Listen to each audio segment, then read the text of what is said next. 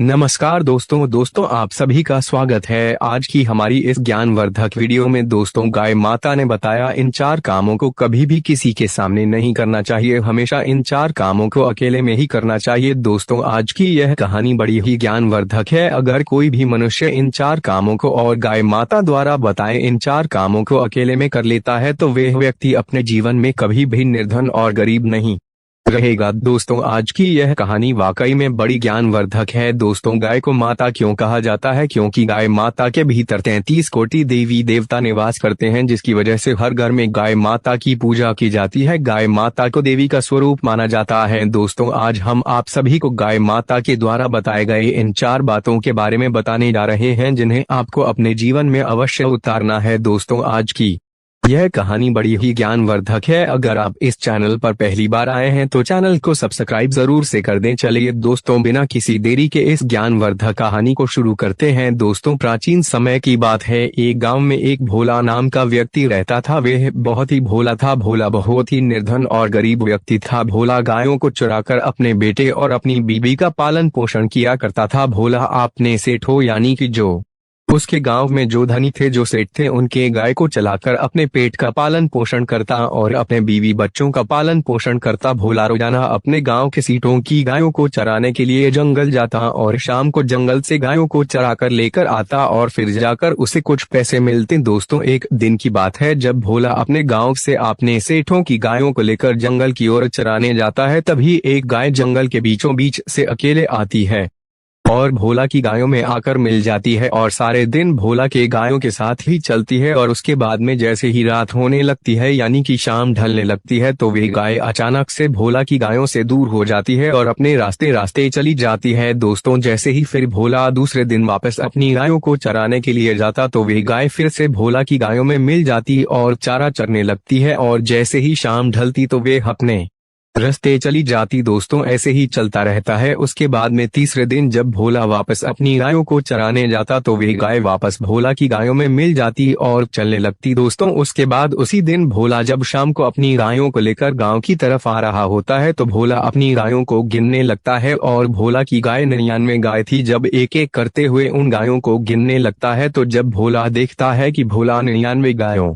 को चलाता है और जब भोला गिनता है तो वे गाय निकलती है। भोला सोच में पड़ जाता है कि आखिर यह एक गाय किसकी है। फिर भोला यह सोचते हुए गांव की तरफ चले जाता है और जब अपने सेठ के पास भोला चले जाता है तो भोला अपने सेठ से बोलता है कि सेठ, मैं तो आपकी 99 गायों को चलाता हूं, परंतु आज जब मैंने जंगल में गायों को बिना तो गाय निकली। फिर वे सेठ भोला से बोलता है कि भोला एक बार फिर गायों को दिनों। जब भोला उन गायों को गिनने लगता है तो वह 99 गाय निकलती है। फिर भोला सोचता है कि हो सकता है कि जो वह एक गाय थी वो किसी और की गाय है जो रोजाना मेरी गायों के साथ चरने के लिए आ जाती है। फिर भोला अपने घर चला जाता है। दूसरे दिन जब सुबह उठकर भोला फिर से उन गायों को चराने के लिए जंगल की ओर जाता है तो वे गाय जंगल के बीच से भोला की गायों के साथ मिल जाती है और सारे दिन चारा चरने लगती है, खाना खाने लगती है। उसके बाद में जब शाम को भोला आता तो भोला वापस से गायों को गिनता है तो वे गाय निकलती है और भोला समझ जाता है कि यह हो किसी और व्यक्ति की गाय है जो मेरी गायों के साथ रोज आकर चार लेती है। और फिर जैसे ही शाम ढलती है तो यह अपने रास्ते रास्ते चली जाती है। दोस्तों, फिर तीसरे दिन भोला जैसे ही अपनी गायों को चराने के लिए जाता है तो भोला अपने साथ अपने गाँव के एक मित्र को ले जाता है और मित्र से बोलता है कि मित्र, आज तुम मेरे साथ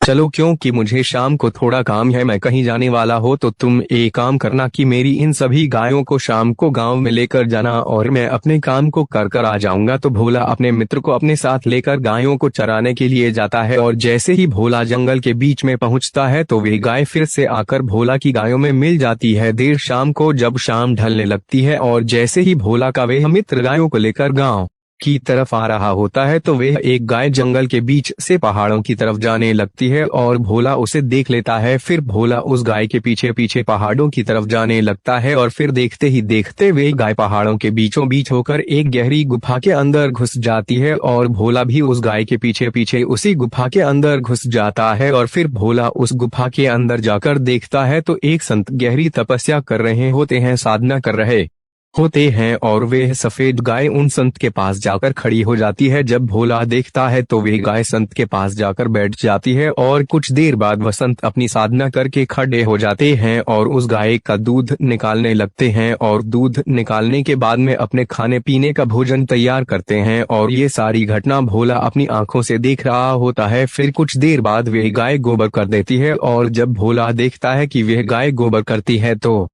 सोने का करती है, जिस गोबर को उठाकर वसंत अपनी धन पेटी में रख लेता है। दोस्तों उसके बाद में वसंत अपने किसी काम के लिए उस गुफा से बाहर चले जाता है और भोला उस गाय के नजदीक जाता है और गाय माता से विनती आग्रह करता है और गाय माता के पैरों में पड़ जाता है। गाय माता से कहता है कि गाय माता, मैं बहुत ही निर्धन व्यक्ति हूँ, मैं बहुत ही गरीब व्यक्ति हूँ, मेरे घर में कमाने वाला बस मैं एक ही हूँ, मैं अपने बच्चे और अपनी बीबी का पालन पोषण करता हूँ। उसके बाद में बोलता है कि गाय माँ आप मेरी मदद करें। उसके बाद में गाय माता भोला से बोलती है कि भोला तुम कुछ क्षण के लिए रुको, मैं एक सोने का गोबर करने वाली हूँ, तुम उस सोने के गोबर को लेकर अपने घर चले जाना। दोस्तों कुछ समय बाद भोला जब देखता है तो वह गाय सोने का गोबर कर देती है और भोला उस गोबर को उठाकर अपने घर चला जाता है। दोस्तों उसके बाद में भोला रोज की तरह अपने गाँव से गायों को लेकर आता और वह गाय बीचों बीच से भोला की गायों के साथ मिलकर चारा चरती और शाम को जब गुफा की तरफ जाने लगती तो भोला भी उस गाय के पीछे पीछे उस गुफा में चले जाता और रोज की तरह उस दिन भी सोने का गोबर लेकर अपने घर आ जाता। दोस्तों इसी तरह देखते देखते भोला बहुत ही ज्यादा धनी हो जाता है, बहुत ही ज्यादा धनवान हो जाता है और भोला के जो आज पड़ोसी थे वह भोला को देखकर बहुत जलने लगते थे, क्योंकि भोला पहले सिर्फ गायों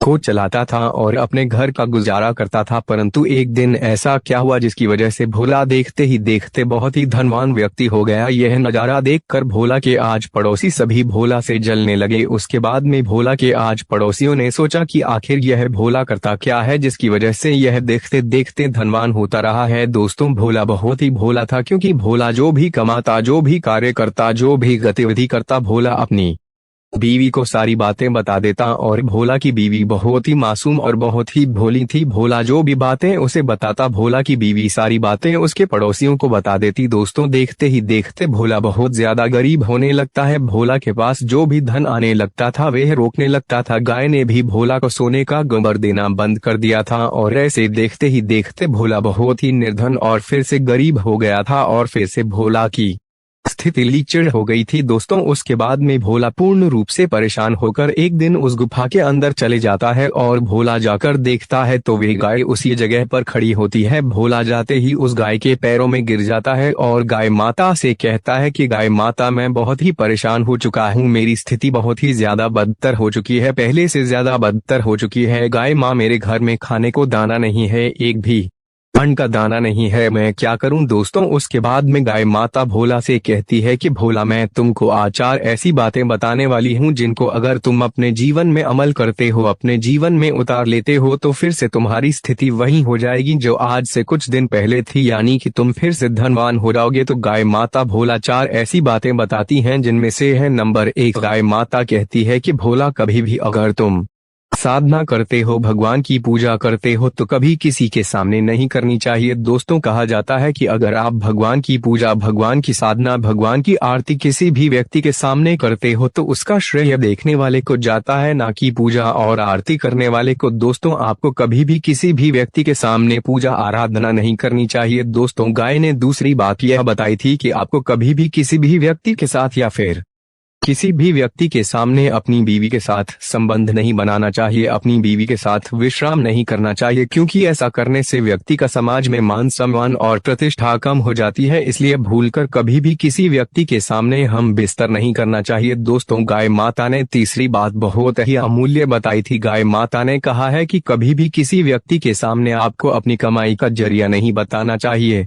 दोस्तों गाय माता ने कहा है कि आपको कभी भी किसी भी व्यक्ति को अपनी कमाई का जरिया नहीं बताना चाहिए। अगर आप किसी भी व्यक्ति को अपनी कमाई का जरिया बताते हो, अपनी कमाई का रास्ता बताते हो तो आपका वह कमाई का रास्ता बंद होने लगता है, आपकी कमाई का रास्ता जरिया बंद होने लगता है और आप एकली की स्थिति में आ जाते हो। दोस्तों गाय माता ने चौथी बात यह बताई थी कि कभी भी किसी भी व्यक्ति को किसी व्यक्ति के सामने भोजन नहीं करना चाहिए, क्योंकि दोस्तों कहा जाता है कि आप किसी भी व्यक्ति के सामने भोजन करते हो या फिर हाथों में भोजन को लेकर खाते हो, यानी कि थाली को अपने हाथ में लेकर भोजन खाते हो या फिर रोटी को अपने हाथ में लेकर भोजन खाते हो या फिर किसी के सामने भोजन खाते हो, तो उसे मां अन्नपूर्णा का अपमान माना जाता है, जिससे कि आपको कभी भी भोजन की प्राप्ति नहीं होती है और आप दाने दाने के लिए मोहताज हो जाते हो। दोस्तों, ये 4 बातें गाय माता भोला को बता देती है और फिर देखते ही देखते भोला की स्थिति फिर से धनी व्यक्तियों में होने लगती है और भोला बहुत ही ज्यादा धनवान हो जाता है और गाय माँ फिर से भोला को सोने का गोबर देना चालू कर देती है। दोस्तों, उम्मीद करते हैं कि आप सभी को इस ज्ञानवर्धक कहानी ने बड़ी प्यारी सीखनी होगी। अगर इन 4 बातों पर अमल करते हैं तो आपके जीवन में कभी भी आप लोग गरीब और निर्धन व्यक्ति नहीं बनोगे।